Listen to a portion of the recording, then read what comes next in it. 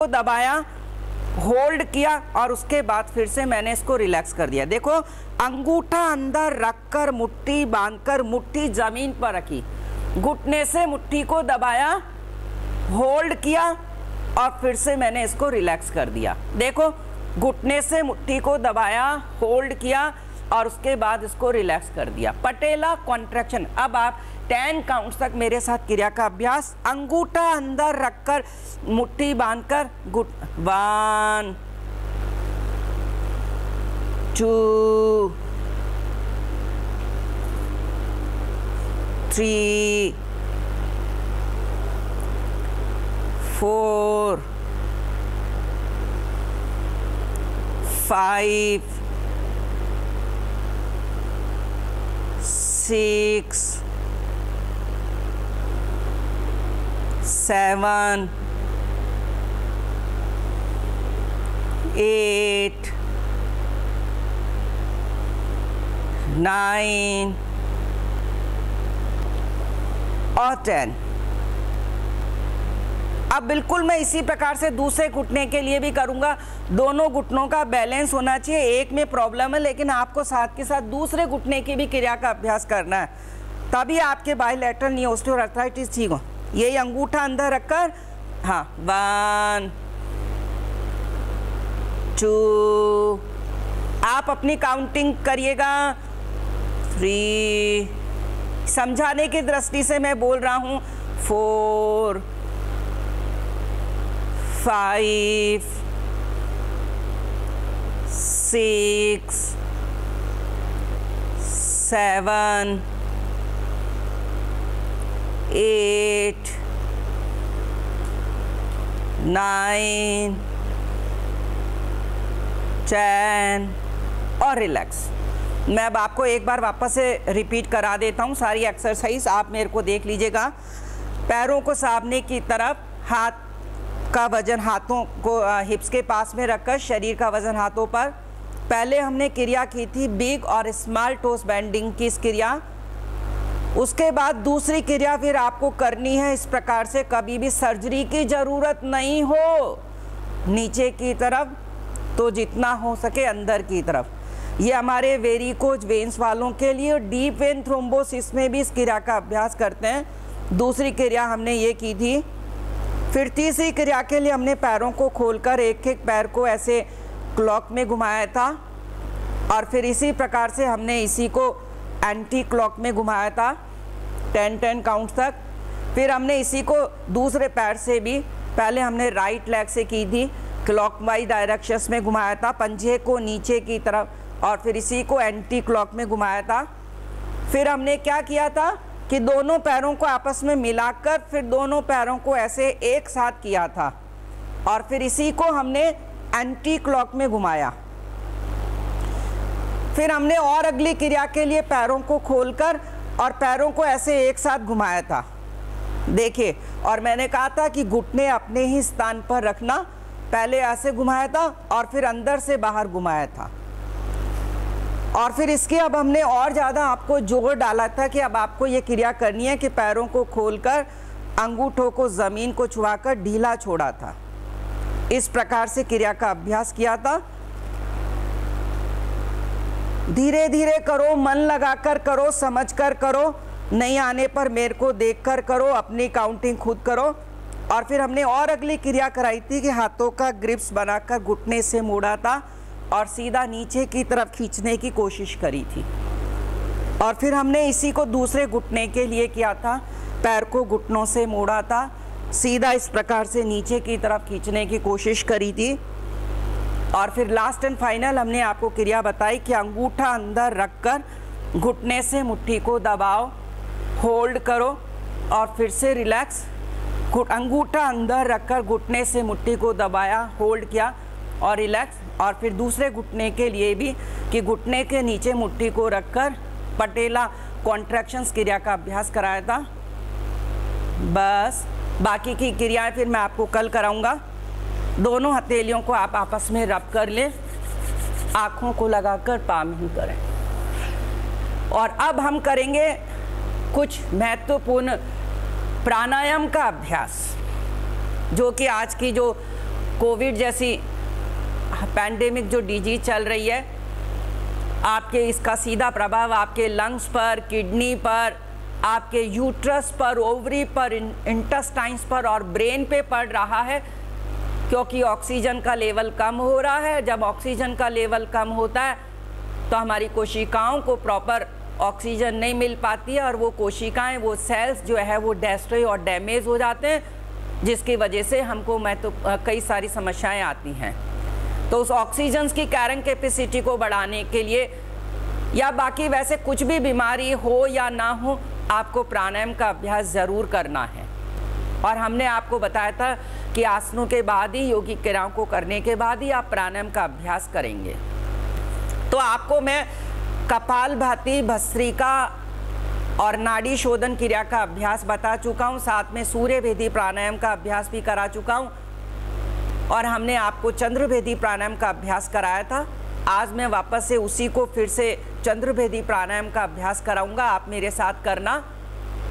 चंद्रभेदी प्राणायाम यानी मैंने आपको बताया था कि हमारे नासिका में 2 प्रकार के छिद्र हैं, उसको हम राइट नॉस्ट्रिल जो है हमारे, उसको हम सूर्य नाड़ी के नाम से जानते हैं और जो लेफ्ट नॉस्ट्रिल है उसको हम चंद्र नाड़ी के नाम से जानते हैं। और आज हमें उस चंद्र नाड़ी से श्वास प्रश्वास की क्रिया का अभ्यास करना है, उस चंद्र नाड़ी को जागृत करना है, इसलिए इसको चंद्रभेदी प्राणायाम बोलेंगे। और हमने आपको बताया था कि प्राणायाम में 3 प्रकार की क्रियाएं की जाती हैं। श्वास को लेना होता है, श्वास को रोकना होता है, श्वास को निकालना होता है। योग में श्वास के लेने को बोलते हैं पूरक, रोकने को बोलते हैं कुंभक और बाहर निकालने को बोलते हैं रेचक। और जब ऋषि महर्षियों ने गहन मनन किया, इसका चिंतन किया, शोध किया, अनुसंधान किया, या ज्ञान और अनुभव और अध्ययनों पर आधारित है कि इसका जो रेशो प्रपोर्शन है वो आपको अपनी मर्जी से नहीं करना होता। चाहे आपकी कितनी भी लंग्स में सक्शंस कैपेसिटी चाहे कितनी भी अच्छी हो, आपको रोकने की क्षमता चाहे कितनी भी, आप कुंभक कितनी भी देर कर सकते हो, कितना भी आप सांस ले सकते हो, कितना भी आप गहरा सांस छोड़ सकते हो, लेकिन ऐसे नहीं करना, नहीं तो आपको लेने के देने पड़ जाएंगे। हमेशा इसका रेशो प्रपोर्शन 1:1 रखो, यानी जितना आपने पूरक किया उतना ही रेचक करना चाहिए और उसके दुगने काउंटिंग तक आपको कुंभक का अभ्यास करना है। सपोज करो समझाने की दृष्टि से ये आपको समझ में आ जाए तो मैं इसको 5 काउंट करूंगा, आप राइट नॉस्ट्रिल से सांस, लेफ्ट नॉस्ट्रिल से सांस को भरना। मैं 10 काउंट करूंगा, आप श्वास को अंदर रोकने की कोशिश करना और मैं फिर 5 काउंट करूंगा, आप राइट नॉस्ट्रिल से सांस को निकाल देना। 1 2 1 यानी 5 10 5। हाँ, उसके बाद जब आपको समझ में आ जाए तो आप अपनी क्षमता और शक्ति के अनुसार श्वास को लेना, उसके दुगने समय तक रोकना और जितने समय में आपने लिया था उतने समय में इसको बाहर निकाल देना। लेकिन आपको सबको अच्छे से समझ में आ जाए इसलिए मैं इसको 5 10 और 5 का काउंटिंग करूँगा। तो आप मेरे साथ प्राणायाम का अभ्यास करो। ये क्लिनिकली, मेडिकली, साइंटिफिकली प्रूव्ड है ये कि ऐसे करने पर ही आपके ब्रोंकस एल्वियोलाइज आपकी प्रभावित होती है, उनकी स्पाज्मनेस दूर होती है। क्या करेंगे, एक हाथ की ज्ञान मुद्रा बनाकर नाभि के पास में रखें, दूसरे हाथ को उठाकर नाक पर रखकर आप राइट नॉस्ट्रिल बंद रखो और ये जो हमारी फर्स्ट फिंगर है, इंडेक्स फिंगर, इसको आप अपने आज्ञा चक्र पर रखो जहां आप बिंदी और तिलक लगाते हैं, जहां हमारा पिट्यूटरी, हाइपोथैलेमस, थैलेमस ग्लैंड्स स्थित है। अब हमने क्या किया है, राइट नॉस्ट्रिल बंद किया है। आप चाहें तो एक बार मेरे को देख लें और उसके बाद क्रिया का अभ्यास करना। मैं लेफ्ट नॉस्ट्रिल से सांस को भर रहा हूं, दोनों नाक को बंद कर गर्दन सीधा रखकर मैंने सांस को दुगने समय तक रोकने की कोशिश करी है, यानी मैंने जितना सांस लिया था उसके दुगने समय तक मैंने सांस को रोक रखा है, मेरा मुंह भी बंद है और उसके बाद मैंने लेफ्ट तो बंद रख रखा है और राइट नॉस्ट्रिल से धीरे धीरे सारी की सारी सांस को बाहर निकाल दूंगा। अब आप मेरे साथ क्रिया का अभ्यास करो, मैं समझा सकूं इसलिए मैं बीच में बोल रहा हूं और जब तक मैं आपको फंडामेंटल क्लियर नहीं करूंगा आपको इसका फायदा भी नहीं होगा।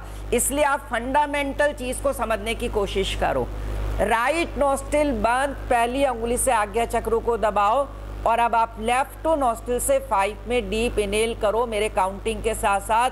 1 2 3 4 5। दोनों नोस्ट्रिल को बंद कर 10 काउंट तक सांस को रोको। 1 2 3 4 5 6 7 8 9 10 और राइट नोस्ट्रिल से 5 में सारी की सारी सांस को बाहर निकाल दो।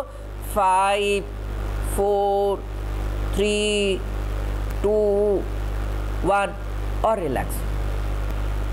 समझ में आ जाए प्रॉपर लाभ हो, इसलिए मैं काउंटिंग गिन रहा हूं। अब आप इसमें हमेशा ध्यान रखना कि कभी भी आप जब श्वास को लेंगे तो पेट को फुलाने की कोशिश करेंगे, श्वास को रोकेंगे तो पेट को फुलाकर रोकेंगे, और जब श्वास को निकालेंगे तो पेट को अंदर की तरफ पिचकाएंगे, जिसे कहते हैं योगिक ब्रीदिंग यानी डायफ्रामेटिक ब्रीदिंग। नॉर्मल ब्रीदिंग के साथ कभी भी प्राणायाम नहीं करते हैं। फिर से क्रिया का अभ्यास करो। राइट नोस्ट्रिल बंद, पहली अंगुली से आज्ञा चक्र को दबाओ और लेफ्ट नोस्ट्रिल से सांस को भरो और पेट को फुलाओ। 1 2 3 4 5। दोनों नोस्ट्रिल को बंद कर पेट को फुलाकर 10 काउंट्स तक अंदर रोको। 1 2 3 4 5 6 7 8 9 10 और राइट नोस्ट्रिल से निकालकर पेट अंदर। 1 2 3 4 5 और रिलैक्स। श्वास लेंगे, पेट फुलाएंगे, श्वास को रोकेंगे, पेट को फुलाकर रोकेंगे, श्वास को बाहर निकालेंगे, पेट को ज़्यादा से ज़्यादा अंदर की तरफ पिचकाएंगे। और आपको हमने बताया था कि प्राणायाम में यदि आप बंधों का भी उपयोग कर लोगे तो आपको कम समय में मैक्सिमम बेनिफिट मिल जाएगा, यानी चट मंगनी पट ब्याह। यानी आपको इसमें क्या करना है कि हमें बंद लगाना है। सांस के बाहर निकालने को बोला जाता है उड्डयन बंद।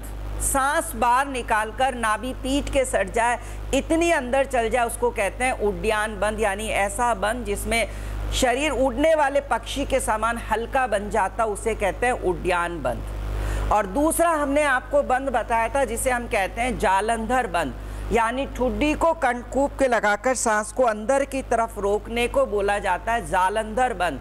और जैसे ही हम जालंधर बंद लगाते हैं हमारा हार्ट और फेफड़े दोनों इसके द्वारा प्रभावित होते हैं, क्योंकि हमारे गर्दन में पीछे एक मेडुला ऑब्लोंगेटा रहता है और मेडुला ऑब्लोंगेटा ही हमारे हार्ट पर और लंग्स पर अपना कंट्रोल रखता है। तो हमें यदि हार्ट और लंग्स को दोनों को अगर आपस में यानी कार्डियोवास्कुलर डिजीजेस को अगर हमें दूर करना है, यानी कोई भी कार्डियो पल्मोनरी डिजीजेस को दूर करना है, तो हमें करना चाहिए जालंधर बंद का अभ्यास। और अब आज ये चंद्रभेदी प्राणायाम हम जालंधर बंद के साथ करेंगे। यानी मैं क्या करूँगा, लेफ्ट नोस्ट्रिल से सांस को भरना होगा, दोनों नोस्ट्रिल को बंद कर ठुड्डी को कंठकूप के लगाकर सांस को रोकना होगा, और उसके बाद फिर गर्दन आहिस्ता आहिस्ता सीधा कर राइट नोस्ट्रिल से सांस को धीरे धीरे बाहर निकालना हो। मैं इंस्ट्रक्शंस देता हूँ, मैं आप बोलता हूँ, समझाता हूँ, आप मेरे साथ साथ क्रिया का अभ्यास करना, फिर मैं आपको समय दूंगा, फिर आप अपने हिसाब से इसको करना। क्या करते हैं, हाथ की ज्ञान मुद्रा बनाकर नाभि के पास में रखा, राइट हैंड को उठाकर रखकर राइट नोस्ट्रिल बंद, पहली अंगुली से आज्ञा चक्र को दबाकर आंखें बंद यानी ध्यान मुद्रा में लेफ्ट नोस्ट्रिल से सांस को लेंगे, पेट को फुलाएंगे। क्रिया का अभ्यास आरंभ कीजिएगा। अपनी अपनी क्षमता शक्ति के अनुसार तो कर सकते हो, लेकिन अभी आप मेरे साथ साथ इसको समझो। आरंभ कीजिएगा लेफ्ट नोस्ट्रिल से। 1 2 3 4 5। दोनों नोस्ट्रिल को बंद कर ठुड्डी को कंठकूप के लगाकर सांस को रोको अंदर की तरफ, मूल बंद यानी जालंधर बंद लगाओ। 1 2 3 4 5 6 7 8 9 10 और बिना झटका लगाए हुए गर्दन को बिल्कुल धीरे धीरे सीधा करो। और अब राइट नोस्ट्रिल से सांस को निकालकर पेट अंदर 5 4 3 2 1 और रिलैक्स। मैंने क्या किया, राइट बंद किया, लेफ्ट नोस्ट्रिल से सांस को खींचा, पेट फुलाकर जालंधर बंद लगाकर मैंने इसको रोकने की कोशिश करी। इसे कहते हैं आंतर कुंभक का अभ्यास, जालंधर बंद का अभ्यास, मेडुला ऑब्लोंगेटा को प्रभावित करने वाले बंद का अभ्यास। और उसके बाद फिर मैंने गर्दन सीधा किया और लेफ्ट बंद रखा, राइट नोस्ट्रिल से सांस को बाहर निकाल दिया और पेट अंदर ले लिया और उसके बाद फिर नॉर्मल हो गया। अब आप फिर मेरे साथ एक बार इसका अभ्यास करो। अपनी क्षमता और शक्ति के अनुसार गहरा लंबा श्वास भर सकते हैं तो गहरा लंबा श्वास निकालेंगे, लेकिन कोशिश ये करना कि एक ही राउंड लगाओ, लेकिन रेशो प्रोपोर्शन प्रॉपर होना चाहिए। अब आप एक बार मैं आपको फिर समझाता हूँ। अब मैं इसको 6, 12 और 6 का रेशो कराऊंगा और फिर आपको मैं समय दूंगा, फिर आप अपने हिसाब से करना। तो हाथ की ज्ञान मुद्रा बनाकर नाभि के पास में रखा, हाथ को उठाकर राइट नोस्ट्रिल बंद रखा, पहली अंगुली से आज्ञा चक्रों को दबाकर आंखें बंद। ये clinically, medically, scientifically proved process के अनुसार मैं करा रहा हूँ। क्रिया का अभ्यास लेफ्ट नोस्ट्रिल से करो। 1 2 3 4 5 6, दोनों नोस्ट्रिल को बंद कर जालंधर बंद लगाने की कोशिश करो। 1 2 3 4 5 6 7 8 9 10 11 12 और गर्दन मैंने सीधा किया और राइट नोस्ट्रिल से 6 में बाहर निकालकर पेट अंदर, उड्डयन बंद। 6 5 4 3 2 1 और रिलैक्स। अब आप इसके मेरे सामने एक बार इस क्रिया का अभ्यास करो, करिए आप आराम से। हाँ, अपनी अपनी क्षमता शक्ति के अनुसार सांस को लो, दुगने समय तक सांस को रोकना है और जितने में लिया था उतने में बाहर निकालो। प्लीज़ कीजिएगा एक बार। हाँ, अपनी अपनी क्षमता शक्ति के अनुसार लीजिएगा। हाँ, क्रिया का अभ्यास करो। हमेशा लेफ्ट नोस्ट्रिल से लो, दोनों नोस्ट्रिल को बंद कर सांस को रोको। जितना आपने सांस लिया था उसके दुगने समय तक पेट को फुलाकर रोको। इससे आपका liver, kidney, uterus, ovary, intestines, spleen प्रभावित होती हैं। जब कभी भी आपको फीवर आ जाता है तो आपका स्प्लीन, हाँ, गर्दन सीधा रखेंगे और उसके बाद इस नाक से धीरे धीरे सांस को बाहर निकालेंगे। तो ये था चंद्रभेदी प्राणायाम का अभ्यास। अब वापस से दोनों हथेलियों को आपस में रब कर लें, आंखों को लगाकर पामिंग करें। मैं आपको फिर अगले नेक्स्ट सेशन में भी इसी प्रकार से प्राणायाम का अभ्यास फिर से कराऊंगा। पहले हमने सूर्य भेदी किया, फिर चंद्र भेदी किया था। कल मैं आपको फिर इसी का एक एडवांस प्राणायाम, अनुलोम विलोम प्राणायाम का अभ्यास बताऊंगा। लेकिन अब मैं आपसे 5 मिनट को थोड़ी सी चर्चा करता हूं खान पान के बारे में कि आपको क्या करना चाहिए। तो हमने आपको बताया था कि यदि आपको सपोज करो कि बाइलैटरल ओस्टियोआर्थराइटिस जो नी है उसकी मैंने एक्सरसाइज बता दी, ये प्राणायाम बता दिया। और अब मैं आपको बताता हूँ कि एक होम रेमेडीज क्या है, जो कि आपका अगर कोई भी कोविड चल रहा है, आपके किसी प्रकार का कोई बॉडी में आपका ESR बढ़ रहा हो, यूरिक एसिड बढ़ रहा हो, CRP क्रिएटिव रिएक्टिव प्रोटीन बढ़ रहा हो, ASO टाइटर यानी एंटी स्टेप्टोसिन O टाइटर आपका पॉजिटिव आ रहा हो, आपका एंटी CCP टेस्ट भी पॉजिटिव हो, RA फैक्टर भी पॉजिटिव आ रहा हो, बॉडी में पेन हो रही हो, स्वेलिंग आ रही हो, टायर्डनेस आ रही हो, फटीगनेस आ रही है, तो एक रामबाण अचूक औषधि बता रहा हूँ जो आपको घर पर इसको तैयार कर लेना है। आपकी सारी समस्याएं इसके द्वारा ख़त्म हो जाएंगी, यानी ESR भी नॉर्मल आ जाएगा, आपका जो एंटी स्टेप्टोसिन O टाइटर पॉजिटिव जा रहा है वो भी आपका नेगेटिव रहेगा, CRP भी आपका नॉर्मल आ जाएगा, आपका RA फैक्टर चूँकि वो तो हमेशा अगर नेगेटिव है तो नेगेटिव रहेगा और पॉजिटिव है तो पॉजिटिव रहेगा, कभी भी नेगेटिव से पॉजिटिव नहीं जाएगा और आपका बॉडी का पेन स्वेलिंग्स भी ख़त्म हो जाएगी। तो आप क्या करो, प्लीज़ कागज़ पर नोट कर लो। आपको आधा किलो दाना मेथी लेनी है, दाना मेथी दाना मेथी का एक बीज आया करता है, पीला पीला सा रहता है, छोटा छोटा सा ग्रेन्यूल्स होता है।